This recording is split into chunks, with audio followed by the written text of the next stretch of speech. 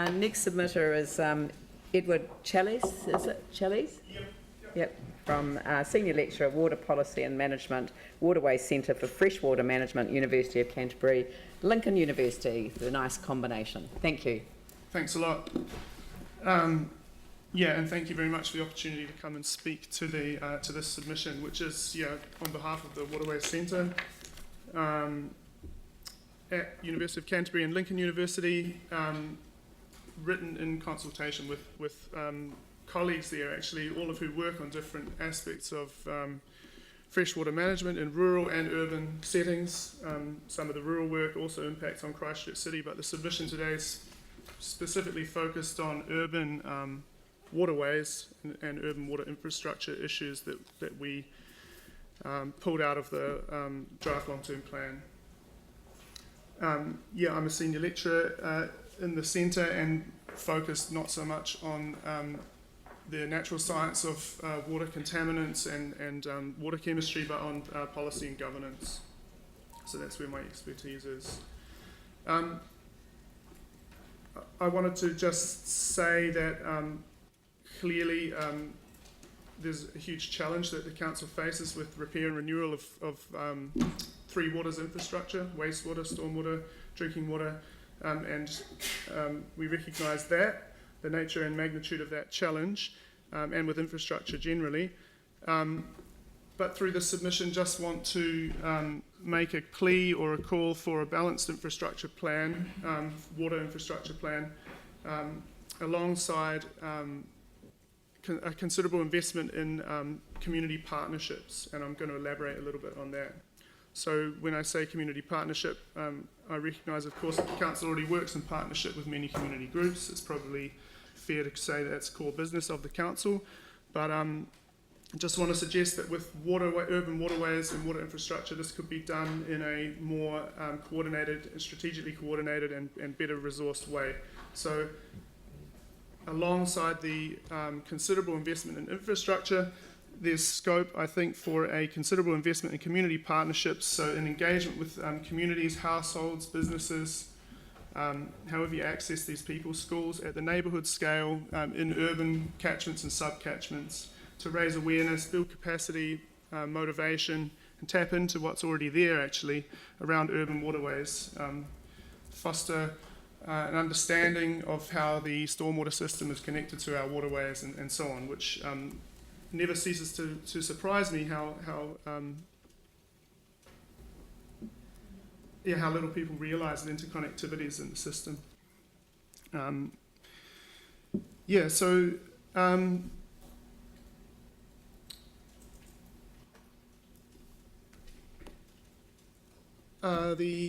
think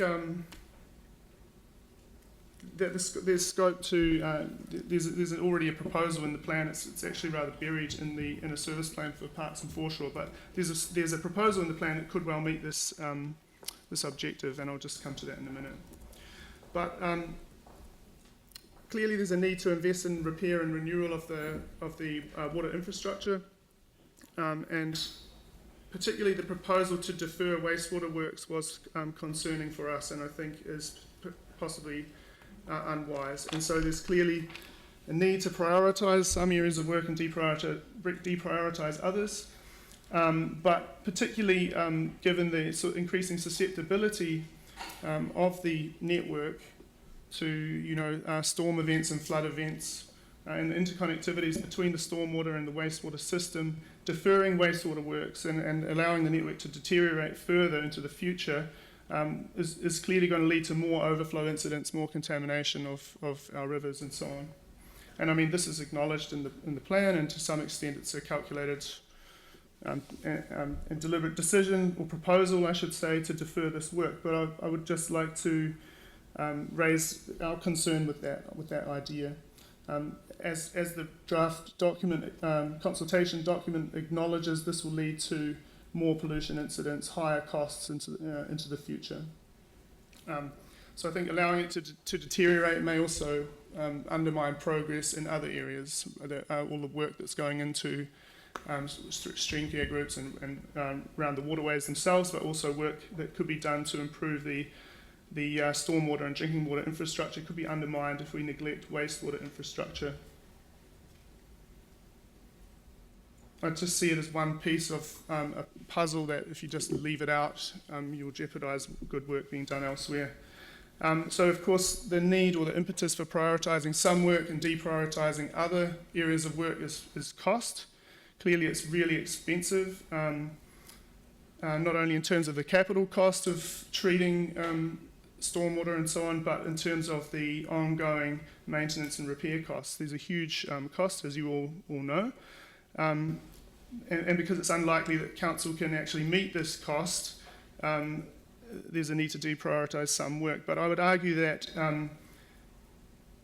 the kind of community engagement and community partnership approach could offset in the mid to long term some of the costs of treating these problems at the end of the pipe or at the bottom of the cliff, if you like to use that analogy. So we'd strongly endorse an investment by the council through this plan in tackling some of these issues at source, and this means investing in programs that engage communities, as I said, whether it be households, businesses, probably all of the above, in caring for urban waterways. So stopping these contaminants before they get into the system, tackling the problem at source in the household, with businesses, is probably a necessary approach to accompany the kind of significant infrastructure investment going forward. I'd like to see the council fund the initiative. So the specific initiative is listed in the service plan for Parks and Foreshore. It's detailed in the written consent for community water partnerships. And I think there's already a wealth of community groups. Some of them I think you may have heard from already or are going to hear from later today. Networks of neighbourhood associations and community groups that are out there actively engaged in looking after our urban waterways. And these groups would benefit greatly from being better resourced and being able to better coordinate and take a strategic and coordinated approach to the activities. And I think that they will be an important part of a durable and long-term solution to sustainable urban waterways going forward. My own sort of area of research has been looking at collaborative environmental governance internationally. And one thing that the research shows is that infrastructure and engineering solutions and regulation even will only take you so far if you don't have community buy-in and ownership of these problems and solutions with communities.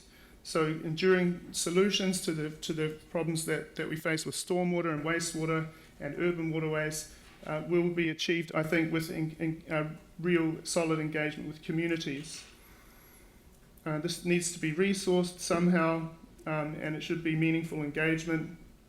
Not only will it get buy-in from communities and get them on board, but it will also potentially tap into and harness a lot of the enthusiasm and energy that is out there with a lot of these groups already. So just to summarise, I'd say yes, obviously there's a need to proceed with this huge investment in renewing and repairing the infrastructure going forward, but I would just appeal for a balanced approach that doesn't neglect wastewater infrastructure, because it will undermine progress in other areas, and it's potentially increasingly susceptible to and vulnerable to storms and floods with climatic change and with the disruption that we've had through the earthquakes. It's deteriorating and shouldn't be left to continue to deteriorate. Also, to accompany infrastructure investment, I think a solid investment in our communities through some kind of community partnership mechanism that will sort of foster community engagement and collaboration in a strategic and coordinated way around water will help to address these issues in a sustainable way in the longer term. Thank you. I just had a question, and then I'll take Pauline. It's just, do you see some potential with the residential red zone enabling the creation of wetlands in order to improve the quality of the water that's actually discharged into the river? Yeah, I think so, sure. And in some ways, I mean, there's a huge amount of work happening on this. Many of you are probably aware of a lot of it. It's a huge opportunity to rethink some of the ways that we do urban design and particularly with water, stormwater and wastewater and so on. Absolutely. And I just think it would be important to not unduly or single-mindedly focus on the red zone. There are important issues with the Heathcote, absolutely. Heathcote and other smaller subcatchments. But the red zone can be a great enabler, and it could showcase some of the fantastic things that can be done with a community-based approach. Yeah. Pauline? Yeah, just quickly, look, the community waterway partnership that you've been focusing on, and you think we should pick that up and fund it. A lot of that is based around behaviour change through education. Yeah. Is there evidence to show that an education program like this will lead to those outcomes? Well, of course, it's very difficult to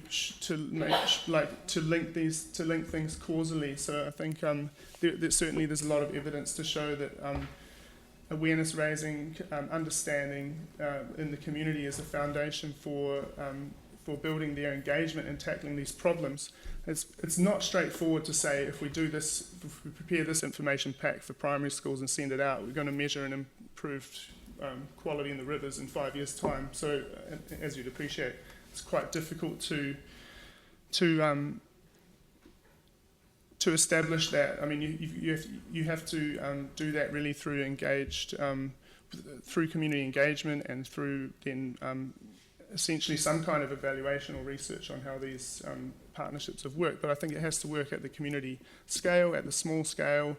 There's probably room to coordinate a citywide awareness raising or education campaign, but in the end, I think these kinds of projects are most effective when they happen at the neighbourhood level with small streams or sub-catchments, and that's where you'll be able to identify more clearly how these programs can be effective. Right, so it's more through community activation which leads to the behaviour. I think so, but not simply by leaving it to communities, because I think they really need resourcing. They need to be actively engaged, not just be in principle able to act or to be activated, but they often need a degree of resourcing and capacity building, or in some ways support to foster what they're already doing or trying to do. And some of it's just about coordination. There's a fantastic network of groups in the Apawa Heathcote catchment that's doing that sort of work. And they are coming to make a submission as well. So Great. look, thank you very much for your submission. I think it was an